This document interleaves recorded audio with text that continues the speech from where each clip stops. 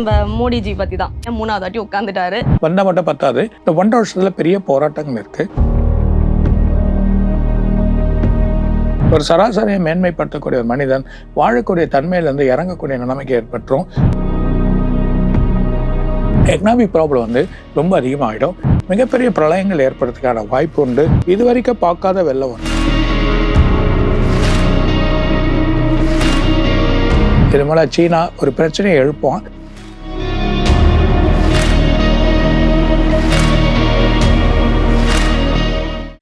Astro தமிழர்கள் எல்லாருக்குமே வணக்கம். நான் உங்க பிரீத்தி சுரை. ஸோ இன்னைக்கு நம்ம நிகழ்ச்சிக்கு உங்களுக்கு எனக்கு நம்ம எல்லாருக்கும் ரொம்ப பிடித்த ரொம்ப பரிச்சயமான அகத்திய ஜீவனாடி ஜோதிடர் திரு பாபு அவர்கள் தான் இருக்காரு.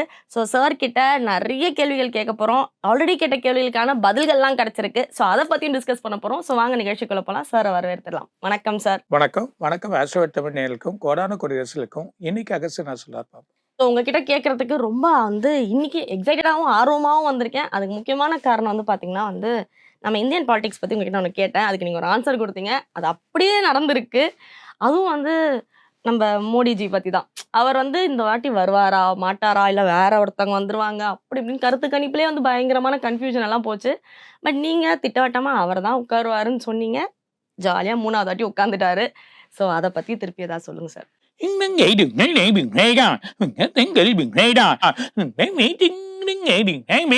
வந்தா மட்டும் பத்தாது. அதே நேரத்தில் அவர் செய்யக்கூடிய காரியங்கள்லாம் லிமிட்டா வழி நல்ல ஒரு பலனாக இருக்கும். ஆனால் இந்த 1.5 வருஷம் பெரிய போராட்டம் இருக்குது. இந்த 1.5 வருஷத்தில் பெரிய போராட்டத்தில் அவர் மீறி அதோட செயல் அந்த 1.5 வருஷத்தில் அந்த ப்ராப்ளங்கள் எதுவும் இல்லாமல் இருந்ததுன்னா அரசியலில் கண்டிப்பாக இவரே தான் 5 வருஷம் பண்ணுவார். அதுக்கான எந்த ஒரு தடையும் இருக்காது. நல்லபடியாக வழியாக வந்தார். ஆனால் இந்த 1.5 வருஷத்தில் பெரிய போராட்டங்கள் இருக்குது. ஆல் இந்தியா லெவல்லையும் பெரிய போராட்டங்கள் ஏற்படுறதுக்கான வாய்ப்புகள் இருக்குது. நிறைய மாநிலங்களில் சில போராட்டங்கள் ஏற்பட்டு அதுக்கான வழிமுறைகள் முடியும். சில பிரச்சனைகள் ஏற்படுறதுக்கான வாய்ப்புகள் இருக்குது. Okay sir. எடுத்த உடனே நீங்கள் சொன்ன ஒரு விஷயம் ரொம்ப பாசிட்டிவாக அமைஞ்சதால் அதை வச்சு ஆரம்பிச்சிட்டேன். பட் தென் உலகமே இப்போ ரொம்ப ஸ்தம்பிச்சு போயிருக்க ஒரு விஷயம் பார்த்தீங்கன்னா உக்ரைனில் நடக்கிற அந்த போர், உக்ரைனுக்கும் அந்த ரஷ்யாவுக்கும் நடக்கிற அந்த போரில் பார்த்தீங்கன்னா பல்லாயிரக்கணக்கான உயிர்கள் போயிட்டே இருக்கு. இது எந்தனோட அறிகுறி? இதில் என்ன நடக்க போகுது ஃபைனலாக? அதாவது மற்ற நாடோடு அந்த கண்ட்ரி சேர்ந்துடக்கூடாதுன்னு சொல்லிட்டு யூரோப்போட சேரக்கூடாது சொல்லிட்டு செய்யக்கூடிய நிலைமை. இது தனிப்பட்ட கண்ட்ரியாகவே இருக்கணும்னு அது தனிப்பட்டியாக இருக்கக்கூடாது. அதில் போய் சேர்ந்துச்சுன்னா அவங்களோட டாலர் மதிப்பெல்லாம் ஏறிடும் அப்படின்ற ஒரு காரணத்தினால தான் இந்த சண்டையை வலுப்படுத்தியிருக்காங்க. அது இல்லாமல் அங்கே இருக்க மக்கள் ரொம்ப அவதிப்படுறாங்க. அது இல்லாமல் இன்னும் கொஞ்ச நாளில், அதாவது இந்த ஜூலை எண்டுக்குள்ளே முடிவோ இல்லை செப்டம்பருக்குள்ளே இது முடிவு வரலன்னா ரொம்ப ப்ராப்ளங்கள் ஏற்படுறதுக்கான வாய்ப்புகள் ரொம்ப அதிகமாக இருக்குது. சராசரி மனிதன் வாழக்கூடிய நிலைமை யூரோப் கண்ட்ரியில் கூட, யூரோப் கண்ட்ரியாக இருக்கலாம், இல்லை லண்டனாக இருக்கலாம், இல்லை அதர் கண்ட்ரியாக இருக்கலாம், ஈவன் இந்தியா இருக்கலாம், சாதாரண மனிதன் வாழக்கூடிய நிலைமை இல்லாத நிலைமைக்கு ஏற்படுறதுக்கான வாய்ப்பு வரும். அதே நேரத்தில் பண பிரச்சனைகள், அதாவது பணம் பற்றாக்குறைகள் ஏற்படும். ஒவ்வொரு பொருளும் விலைவாசி ஏறிடும்.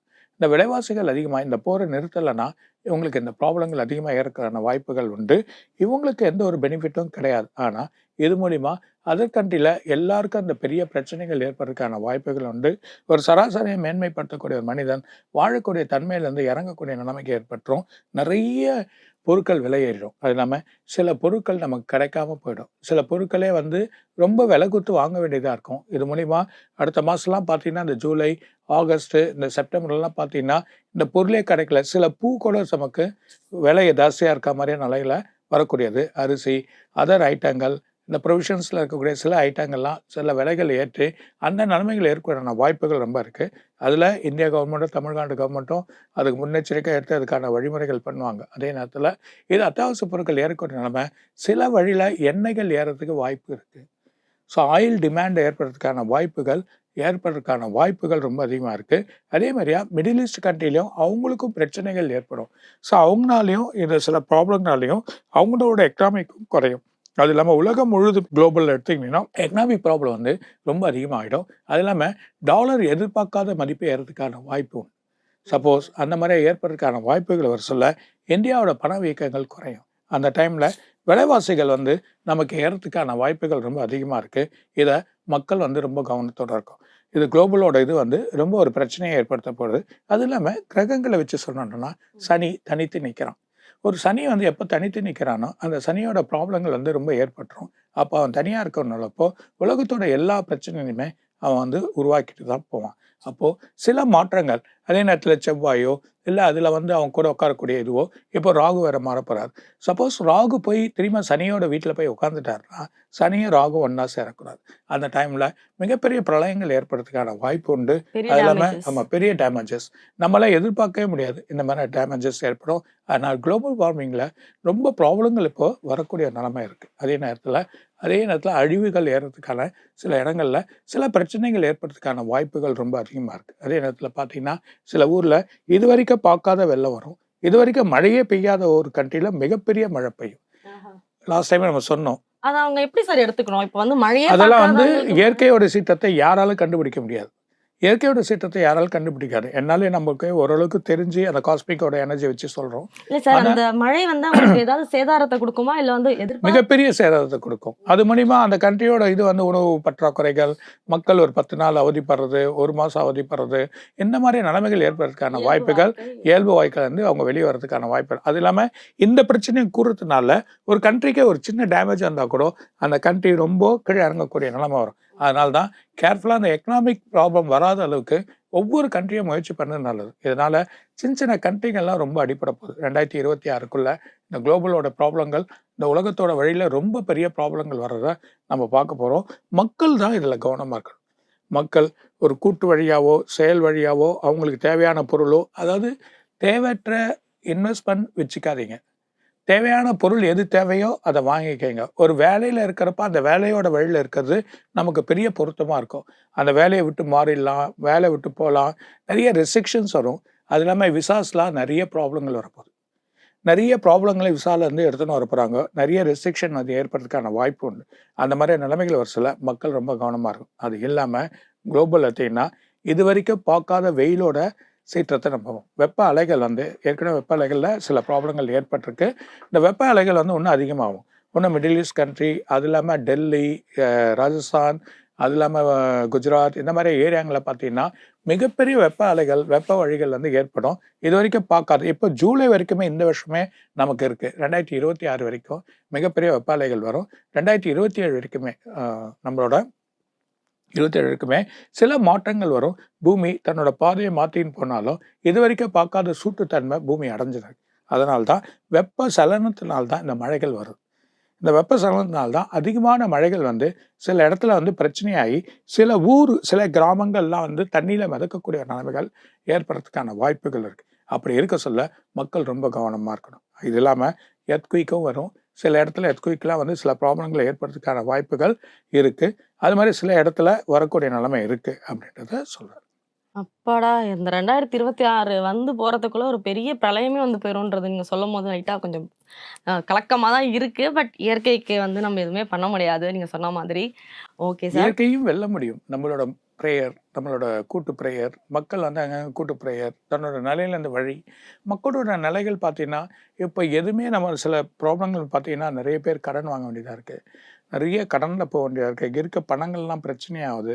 ஒரு தொழிலை செஞ்சால் அந்த தொழில் அவங்களுக்கு கிடைக்க மாட்டேங்குது. ஒரு சரியான ஒரு ப்ராஃபிட் வந்து வரமாட்டேன். இந்த மாதிரியா இருக்க செக்டார்ஸ், இந்த மாதிரியா இருக்கவங்களுக்கு சில வழிமுறைகள் நம்ம பண்ணிக்கிறது நல்லது. இது பண்ணால், இந்த வேலைகள் பண்ணால் இது வரும், இந்த வேலைகள் செஞ்சால் வரும்ன்றது முன்கூட்டியே வழி பண்ணிக்கணும். அதே மாதிரி யங்ஸ்டர்ஸ் தன்னோட டெவலப் பண்ணி எஜுகேஷனில் பெரிய லெவலில் போய் வேறு வேலைக்கு போய் செக்டாரில் ஒர்க் பண்ணால் தான் ஃபேமிலி க்ரோத் நல்லாயிருக்கும்.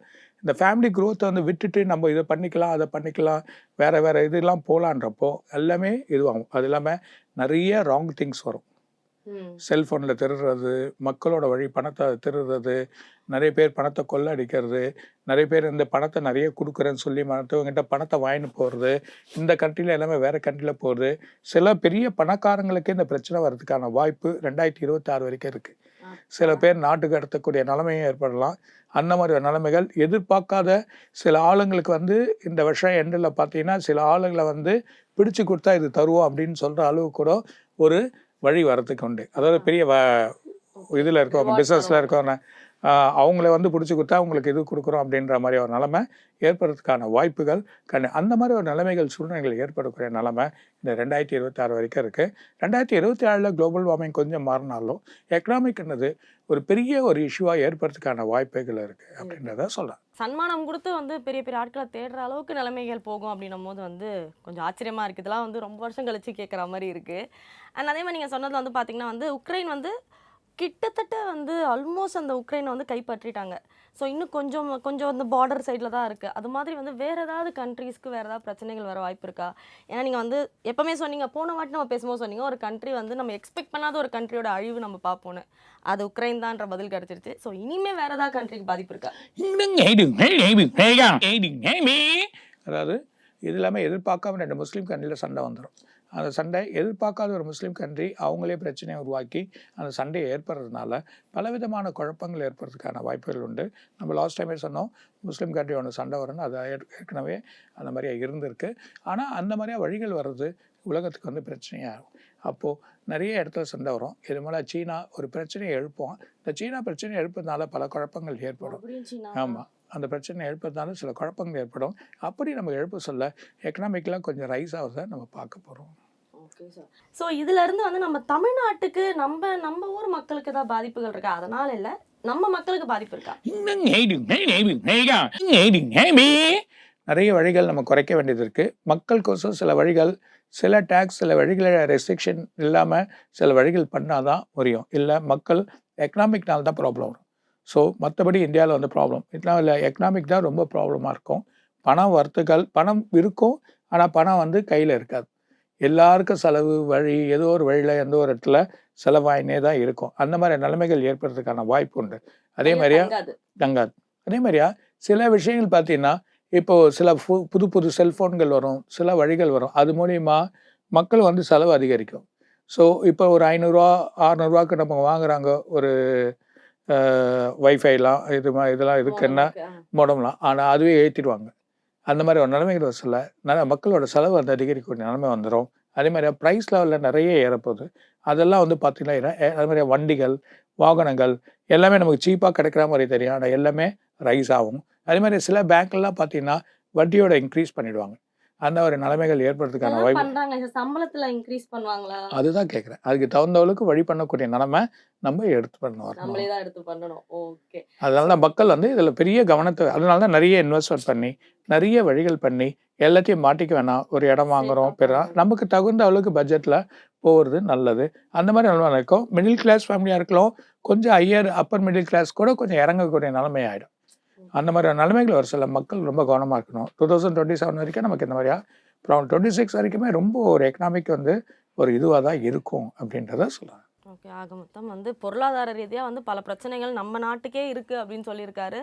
ஸோ சேவிங்கை உடனே ஸ்டார்ட் பண்ணுங்க அப்படிங்கிறது தான் இன்டெரக்டாக சார் சொல்ல வராரு. ஸோ வந்து பார்த்து பத்திரமா இருந்துக்கோங்க. அண்ட் சார் நீங்கள் சொன்னபடி வந்து பார்த்தீங்கன்னா ஒரு பாயிண்ட்ல வந்து பார்த்தீங்கன்னா நிறைய கண்ட்ரீஸில் ரெசெஷன் போச்சு. அதில் நம்ம நாட்டு மக்கள் ரொம்ப பாதிப்பு அடைஞ்சது வந்து பார்த்தீங்கன்னா துபாய் அண்ட் யூஎஸில் தான். ஏன்னா அந்த 2 ஊரில் தான் வந்து நம்ம தமிழர்கள் அதிகமாக வேலை பார்க்குறாங்க. அதுலேயும் யூஎஸில் இருக்கிறவங்க எல்லாரும் ஊருக்கே திருப்பி அனுப்புகிற அளவுக்கு பண்ணிட்டாங்க. ஆனால் இப்போ அந்த ரெசெஷன் படிப்படியாக குறையிற மாதிரி எங்கள் கண்ணுக்கு தெரியுது. பட் ஆக்சுவலி என்ன நடக்குது?